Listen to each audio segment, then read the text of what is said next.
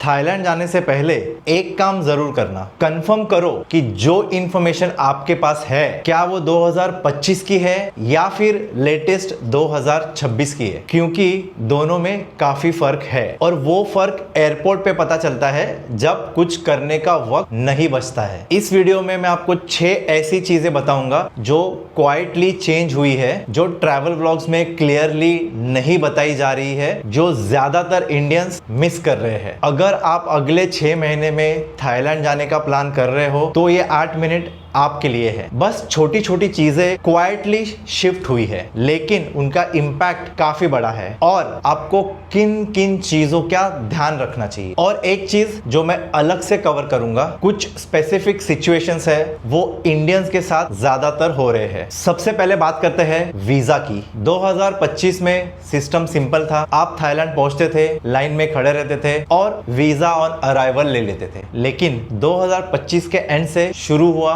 Visa free entry, यानी कि कोई ई वीजा या वीजा ऑन अराइवल लेने की आवश्यकता नहीं है अगर आप टूरिज्म पर्पस के लिए जा रहे हो तो। सुनने में ये बहुत ही बेटर लगता है और टेक्निकली है भी, लेकिन एक इंपॉर्टेंट शिफ्ट ये हुआ है। पहले प्रोसेस सिंपल था, फॉर्म भरो, लाइन में खड़े रहो, 2000 बात का वीजा फी दो और स्टैंप ले लो। लेकिन अभी क्योंकि कोई वीजा फी देनी नहीं है, कोई पैसे नहीं देने हैं, एंट्री फ्री है, इसीलिए अब उनका जजमेंट और अप्रूवल देना स्ट्रिक्ट हो गया है। पहले वीजा स्टे का पीरियड था 30 डेज, लेकिन अब ये है 60 डेज का। और ये ऑब्वियसली एक बेनिफिट ही लगता है, लेकिन इमिग्रेशन ऑफिसर्स इसे थोड़ा डिफरेंट एंगल से देखते हैं। शॉर्ट ट्रिप सिंपल होता है, आया, घुमा, वापस चला गया। लेकिन longer stage automatically questions raise करते हैं। अगर आप ज्यादा दिन रुक रहे हो या फिर बार बार एंट्री एग्जिट कर रहे हो तो ऑफकोर्स और डेफिनेटली आप थोड़ा नोटिस में आ जाते हो। और ये कोई रूल नहीं है, लेकिन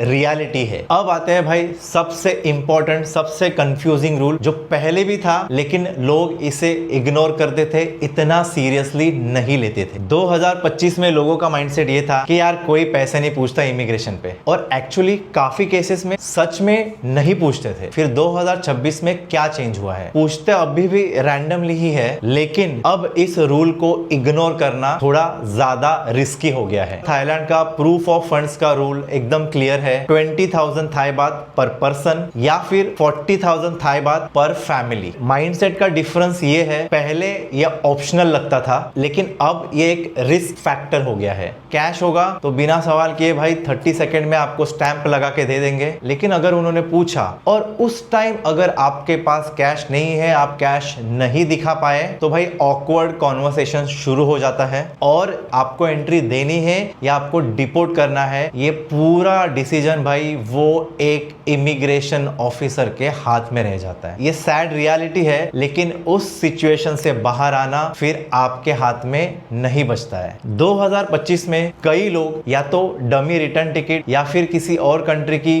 बस की टिकट भी लगा देते थे और कोई इश्यू नहीं होता था, इतना चेक नहीं होता था। लेकिन 2026 में सिचुएशन काफी चेंज हुआ है। अगर आप वन वे टिकट के साथ एंटर कर रहे हो तो इमिग्रेशन ऑफिसर के दिमाग में सिंपल क्वेश्चन उठता है कि ये बंदा वापस जाने वाला है या नहीं। और ऑफ कोर्स ये बताने की जरूरत नहीं है, इमिग्रेशन ऑफिसर के माइंड में अगर कुछ डाउट क्रिएट होता है तो ये अच्छी बात नहीं होती है। तो सिंपल है, कंफर्म्ड रिटर्न या ऑनवर्ड टिकट बुक करो, चाहे वो फुल्ली रिफंडेबल हो या फ्लेक्सिबल हो, क्योंकि ये एक सिंपल चीज है जो अननेसेसरी रिस्क आपकी एलिमिनेट खत्म कर देती है। नेक्स्ट, पहले कई लोग फर्स्ट 1 या 2 नाइट की होटल या हॉस्टल बुकिंग करते थे और फिर बोलते थे वहां जाके देखेंगे कहां रुकना है, और काफी बार ये चल भी जाता था। लेकिन अब एक्सपेक्टेशन थोड़ी डिफरेंट है, क्लियर है, थोड़ी स्ट्रिक्ट है। आपसे पूछा जाता है आप कहां रुकोगे, कितने दिन के लिए रुकोगे, और आइडियली आपके पास क्लियर आंसर होना चाहिए विद प्रॉपर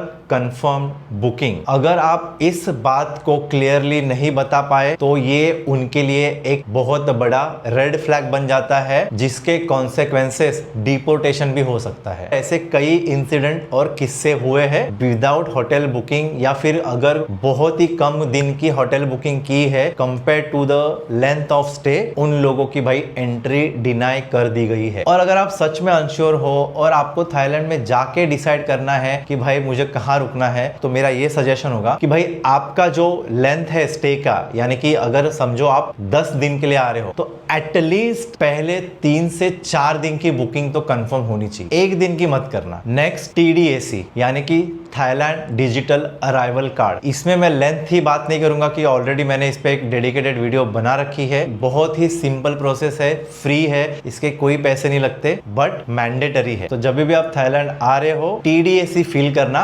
मैंडेटरी है। अब सवाल ये उठता है भाई ये सारे चेंजेस, इतना स्ट्रिक्टनेस क्यों हो रहा है? सिंपल रीजन है, पैटर्न चेंज हो गया। लोग सिस्टम को मिसयूज करने लगे, बार बार एंट्री एग्जिट, लॉन्गर स्टे, और कुछ लोग तो इलीगल कामों में पकड़े भी गए। और ये सारी चीजों का इंपैक्ट बैकग्राउंड में बढ़ता गया और ये सारे चेंजेस उसी का रिजल्ट है। ग्राउंड पे आपको डेफिनेटली फील होता है कि चेकिंग थोड़ी शार्पर और स्ट्रिक्ट हो गई है, लेकिन ये थाईलैंड का प्रॉब्लम नहीं है, ये हर एक पॉपुलर डेस्टिनेशन का पैटर्न है। जब वॉल्यूम बढ़ता है तो चेकिंग भी बढ़ती है। अब वो चीज जो मैं वीडियो के शुरुआत में मेंशन कर चुका हूं और जो लोग ओपनली डिस्कस नहीं कर रहे हैं, कभी कभी इंडियंस को थोड़ा एक्स्ट्रा क्वेश्चनिंग फेस करना पड़ता है। हर केस में नहीं होता, लेकिन इनफ केसेस है जहां ये क्लियरली नोटिस में आ जाता है। रीजंस इसके कॉम्प्लेक्स है। कुछ केसेस जो इंडियंस का एक परसेप्शन बना है उसके बेसिस पे है, और कुछ केसेस एक्चुअल इंसिडेंट्स के बेसिस पे है। लेकिन पॉइंट ये नहीं है कि ये फेयर है या नहीं। पॉइंट ये है अगर आप प्रिपेयर्ड हो तो ये आपके लिए कोई इशू नहीं है। डॉक्यूमेंट्स क्लियर है, कैश है, रिटर्न या ऑनवर्ड टिकट है, होटल कंफर्म है, तो 5 मिनट का प्रोसेस है ये आपके लिए। लेकिन अगर नहीं है तो वही 5 मिनट आपके लिए काफी अनकंफर्टेबल हो सकते हैं, जिसका रिजल्ट कॉन्सिक्वेंसेस आपके हाथ में नहीं होगा। 2025 में ज्यादा फोकस डॉक्यूमेंट्स पे होता था, लेकिन